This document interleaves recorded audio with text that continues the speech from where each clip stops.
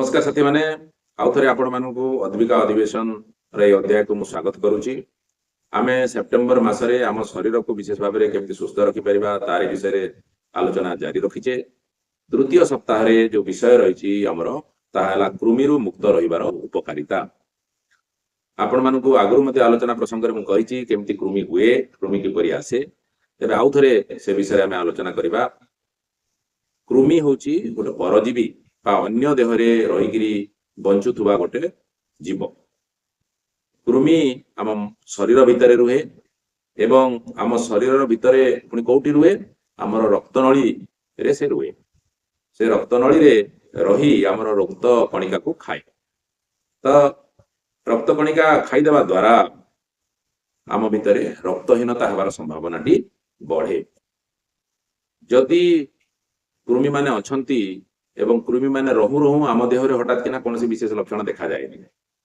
प्राय समस्त देहरे कृमि थी 85% लोकों पाखे कृमि थाईकि भी कौन रोग बा लक्षण सांगे सांगे देखा जाए नहीं। किंतु जितेबेले कृमि मानकर संख्या बढ़े सेतेबेले आम देहरे विभिन्न प्रकार लक्षण सबू देखा जाए। आमर श्वासक्रिया रे परिवर्तन हुए, आमको ज्वर हुए, आमर पेट फुले, आमर पेटरे बहुत जंत्रणा हब, तरल झाड़ा हब, यही सबू रोग आमको देखा जाए। एवं एटा यदि अधिक मात्रा रे हला ताहेले आमर शरीर उपरे तार प्रतिकूल प्रभाव मध्य पड़े। आम देहरे बेले बेले अनेक पिला मानकर ओजन वृद्धि पाए, सेमानकर पोषक हानि घटे, रक्तहीनता इत्यादि हेबा कारण तांकर शिक्षण प्रक्रिया रे मध्य बाधा प्राप्त हुए। तेणु जदि कृमि रहंती देहरे ताहेले शरीर रोगिणा हेबार संभावना बढ़े। कृमि जदि रहिबो नाही ताहेले सुस्थ रहिबार संभावना रही थाए। तो ये कृमि आम शरीर को आसे कोठु? आमे विभिन्न समय रे माटी रे हाथ दउचु, फुटबॉल जागिर पड़िया रे खेलुचु, खाली पादरे चालुचु, यही सबू भितरे कौन हुए जो मलरे कृमिटी थाए। मन रखतु जे कृमि गुड़िक मलरे थाए, कृमिर अंडा मलरे थाए। से मल बाहर आमे झाड़ा जाउचु, सेरा माटी रे मिसुची।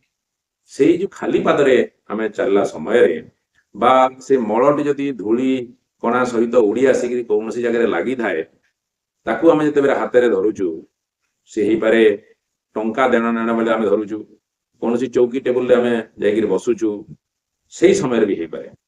बा आमे जते बेले परिबा खाऊचु जो धोई ना हठात तुम फलटे तोड़िल गोटे जगह से खाईदेल, कि जदि पानी खोलारे थुआई से पील, कौन सी समय जदि सेठी यही कृमिर अंडा उड़ी आसिक से आमर पाद देकिरी, खाली पाद देकिरी हो, हाथ देकिरी हो, बा ये सब पनीपरिया देकिरी हो, आम देह भीतर को पशि जाए।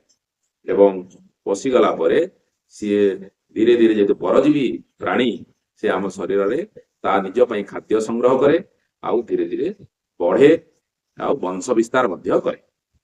तो यही कृमिरु आमको रक्षा पाइबा पई हेले सफा सुतरा रहिबा को पड़िबो, चप्पल पिंधिकी बाहर को जीवा को पड़िबो, झाड़ा गला बेले खाइबा पूर्वरु ठीक रे साबुन रे हाथ धोइबा को पड़िबो। ये सब कथा आमको करबा को पड़िबो। यदि कृमि अछि बोली आमे जानिबा ताहेले हमर मल परीक्षा करिकरी आमे जानि परिबा एवं से अनुसार औषध मध्य दिया जाउची। विद्यालय मानकरे कृमिनाशक औषध सरकार तरफ बंटन करा जाउची, ताकू मध्य आमे खाइले कृमि कमिबो। तेबे कृमि जदि हबो नाही आम देहरे ताले हमर कोन लाभ हबो? कृमि रु जदि हमर मुक्ति मिले, कृमि रु जदि आमे मुक्त रहिबा ताहेले एगरे त हला हमर रक्तहीनता आउ हबो नाही। द्वितीय रे हला हमर स्वास्थ्य ठीक रहिबो, हमर पुष्टि बा जो पोषण आमे पाउचु से पोषण रो अवस्था ठीक रहिबो, ताकू आउ कृमि माने खाई परिबे नाही। हजम प्रक्रिया हमर ठीक रहिबो एवं ठीक समय रे हमको भोक लागिबो, जा फल रे आमे उपयुक्त भाव रे खाई परिबो। जदि हमर शरीर ठीक रहिला, जदि आमे रोग हमको हेला नाही, ताहले आमे सबुदिन स्कूल को भी आसी परिबा, सबुदिन अद्विका केंद्र को भी आमे आसी परिबा। तेणु स्कूल रो उपस्थान बढ़ी थाए, सबु काम करबा पई आम भितर आनंद आसे। जेहेतु रक्तहीनता हेले कौन हुए, आम भितर इच्छा आग्रह कमी जाए। रक्त जदि ठीक रे थिबो हेमोग्लोबिन जदि ठीक रे थिबो आम भितर उत्साह आसीबो खाद्य सार जदि ठीक रे थिबो आम भितर आहुरी दृढ़ता आसीबो इच्छा आग्रह बढ़िबो तेणु सब कार्य करबा पई आम भितर इच्छा आग्रह बढ़े बुद्धि रो विकास हुए शरीर रे हमर रोग प्रतिरोधक शक्ति बढ़े एवं रोग संक्रमण रु रक्षा मिली थाए जो बयस रे आमे जेते उच्चा हवा कथा डेंगा हवा कथा एवं जेतिकी आमे मोटा हवा कथा ओजन रहिबा कथा ताहा ठीक रे हेई थाए ता बीएमआई बा बॉडी मास इंडेक्स बोली कहंती ताहा सठिक हेई थाए तेणु कृमिरु हमको निजको रक्षा करिवार आवश्यकता रहिछि कृमिरु जदि आमे निजको रक्षा करि परिबा ताहेले तार अनेक उपकार आम शरीर ऊपर पड़े मु आशा करुछि आपण माने समस्ते ए विषय सचेतन हेबे एवं जेमिति कृमि जनित प्रभाव आम शरीर ऊपर पड़िबो नाही सेति प्रति सतर्क आलोचना करि रखिबा धन्यवाद नमस्कार।